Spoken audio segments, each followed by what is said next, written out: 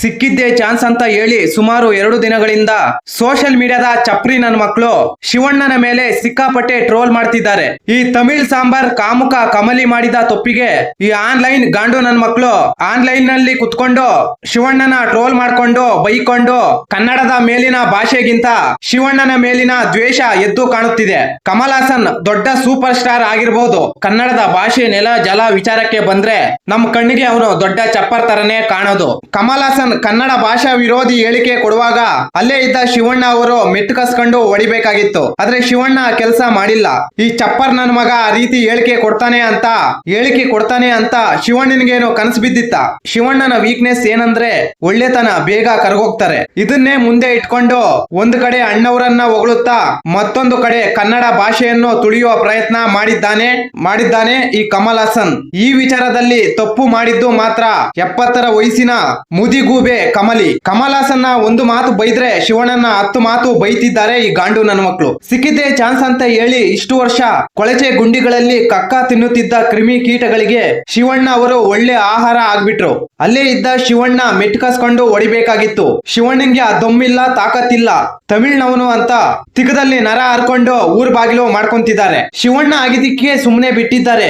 ಅದೇ ಜಾಗದಲ್ಲಿ ನಮ್ಮ ಜಾಲಹಳ್ಳಿ ಜಲಗಾರ್ ಅವರು ಇದ್ದಿದ್ರೆ ಕಮಲ್ ಹಾಸನ್ ಅವರನ್ನು ಪೀಸ್ ಮಾಡ್ತಿದ್ರು ಅಂತ ನಮ್ಮ ಜಾಲಹಳ್ಳಿ ಜಲಗಾರ್ ಅವರ ಫ್ಯಾನ್ಸ್ ಗಳು ಹೇಳ್ತಿದ್ದಾರೆ. ಲೇ ಗಾಂಡು ಗಾಬ್ರಿಗಳ, ಶಿವಣ್ಣ ಕನ್ನಡ ಪರ ಹೋರಾಟಗಳು ಮಾಡ್ತಿದ್ದಾಗ ನಿಮ್ಮ ಅಪ್ಪಂದ್ರು ಇನ್ನ ಪ್ರೊಡಕ್ಷನ್ ಹೌಸ್ ಗಳು ಇನ್ನೂ ಶುರು ಮಾಡಿಲ್ಲ. ಕನ್ನಡ ನೆಲ ಜಲ ಭಾಷೆ ವಿಚಾರವಾಗಿ ಅಣ್ಣವರ ಕುಟುಂಬ ಎಷ್ಟೋ ವರ್ಷಗಳಿಂದ ಹೋರಾಟಗಳು ಮಾಡ್ಕೊಂಡು ಬರ್ತಿದ್ದಾರೆ. ಶಿವಣ್ಣ ಮಾಡಿದ ಹೋರಾಟಗಳಲ್ಲಿ ನಿಮ್ಮ ಜಲಗಾರ ಯಶ್ ಕೂಡ ಅಷ್ಟು ಹೋರಾಟಗಳು ಮಾಡಿಲ್ಲ.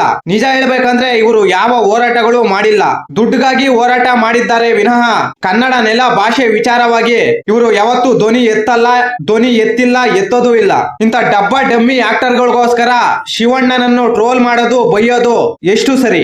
ಅವಕಾಶ ಸಿಕ್ಕಿದೆ ಅಂತ ಹೇಳಿ ನಿಮ್ಮ ಡಬ್ಬ ಹೀರೋಗಳಿಗೆ ಶಿವಣ್ಣನನ್ನು ಹೋಲಿಕೆ ಮಾಡ್ಕೊಂಡು ಬಿಟ್ಟಿ ಬಿಲ್ಡಪ್ ಕೊಡೋದೇ ಆಗೋಯ್ತು. ಇಷ್ಟಕ್ಕೂ ಈ ಜಾಲಹಳ್ಳಿ ಜಲಗಾರ ಹಾಗೂ ರಾಕ್ ಸ್ಟಾರ್ ಯಶ್ ಯಾವ ಕನ್ನಡ ಪರ ಹೋರಾಟಗಳು ಮಾಡಿದ್ದಾರೆ? ಇವರಿಗೆ ದುಡ್ಡು ಕೊಟ್ರೆ ಮಾತ್ರ ಅಕಾಡೆ ಕೀಳಿತಾರೆ, ಇಲ್ಲ ಅಂದ್ರೆ ತಿಕಾ ಮುಚ್ಕೊಂಡಿರ್ತಾರೆ. ಇಂತ ಬಿಲ್ಡಪ್ ಸ್ಟಾರ್ ಗಳಿಗೆ ಬಿಲ್ಡಪ್ ಕೊಡೋದು ಮೊದಲು ನಿಲ್ಸಿ.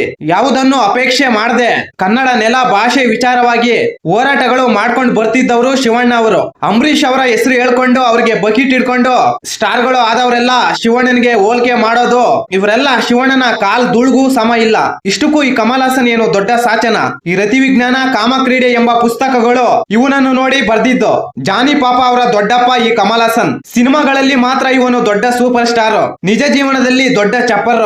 ಬೀದಿ ನಾಯಿಗಳು ವರ್ಷಕ್ಕೆ 1 ಸಲ ಸೆಕ್ಸ್ ಮಾಡಿದ್ರೆ ಇವನು ವರ್ಷ ಫುಲ್ಲು ಅದೇ ಕೆಲಸದಲ್ಲಿ ಬ್ಯುಸಿ ಆಗಿರ್ತಾನೆ. ಕೆಲವರಿಗೆ ಎಣ್ಣೆ ಹೊಡೆದ್ರೆ ಕೈಕಾಲ್ ನಡುಗುತ್ತೆ, ಇವನಿಗೆ ಸೆಕ್ಸ್ ಮಾಡಿಲ್ಲ ಅಂದ್ರೆ ಬಾಡಿ ನಡುಗುತ್ತೆ. ಇವನ ಸಿನಿ ಕೆರಿಯರ್ ಪ್ರಾರಂಭದಲ್ಲಿ ಅದೆಷ್ಟೋ ಹೆಣ್ಣು ಮಕ್ಕಳ ಜೀವನವನ್ನು ಹಾಳು ಮಾಡಿರುವ ದೊಡ್ಡ ಕಾಮ ಪಿಚಾಚಿ. ಇಂತ ಕಾಮಕರನ್ನು ಬೈಯೋದ್ ಬಿಟ್ಟು ಶಿವಣ್ಣನನ್ನು ಬೈತಿದ್ದಾರೆ ಅಂದ್ರೆ ಇವರೆಂತ ದೊಡ್ಡ ಗಾಂಡು ನನ್ನ ಮಕ್ಕಳು ಅಂತ ಗೊತ್ತಾಗುತ್ತೆ. ಫಸ್ಟ್ ಆಫ್ ಆಲ್ ಈ ಜಾಲಹಳ್ಳಿ ಜಲಗಾರ ಫ್ಯಾನ್ಸ್ಗೂ ಹಾಗೂ ರಾಕ್ ಸ್ಟಾರ್ ರಾಕಿ ಭಯ್ಯ ಫ್ಯಾನ್ಸ್ಗೂ ಶಿವಣ್ಣ ಅಂದ್ರೆ ಯಾಕೆ ಇಷ್ಟೊಂದು ಹೊಟ್ಟೆ ಉರಿ ಅಂತ ಈಗ ಗೊತ್ತಾಗುತ್ತೆ. ಈ ಇಬ್ರು ನಟರು ಯಾವುದೇ ಕನ್ನಡ ಪರ ಹೋರಾಟಗಳು ಮಾಡಿಲ್ಲ, ಮಾಡೋದೂ ಇಲ್ಲ. ಇವ್ರೇನಿದ್ರು ಕನ್ನಡ ಭಾಷೆ ಹೇಳ್ಕೊಂಡು ದುಡ್ಡು ಮಾಡೋದಷ್ಟೇ.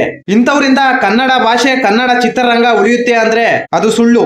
ಆಗಿನ ಕಾಲಕ್ಕೆ ತಮಿಳುನಾಡಿಗೆ ನಮ್ಮ ಕಾವೇರಿ ನೀರು ಬಿಟ್ಟಿಲ್ಲ ಅಂದಿದ್ರೆ, ಆ ನೀರು ಕಮಲ್ ಹಾಸನ್ ಅವರಪ್ಪ ಕುಡಿಲಿಲ್ಲ ಅಂದಿದ್ರೆ, ಆ ನೀರು ಕುಡಿದು ಕಮಲ್ ಹಾಸನ್ ಅವರಪ್ಪ ಮಂಚದ ಮೇಲೆ ಮಹಾಯುದ್ಧ ಮಾಡಿಲ್ಲ ಅಂದಿದ್ರೆ ಇವತ್ತು ಕಮಲ್ ಹಾಸನ್ ಈ ರೀತಿ ಕನ್ನಡ ಪರ ವಿರೋಧಿ ಹೇಳಿಕೆ ಕೊಡ್ತಿರ್ಲಿಲ್ಲ. ಮೊದಲು ಈ ಗಾಂಡು ನನ್ನ ಮಕ್ಕಳ ಸಿನಿಮಾಗಳನ್ನು ಬ್ಯಾನ್ ಮಾಡಿ ಆಮೇಲೆ ಶಿವಣ್ಣನ ಬಗ್ಗೆ ಮಾತಾಡಿ.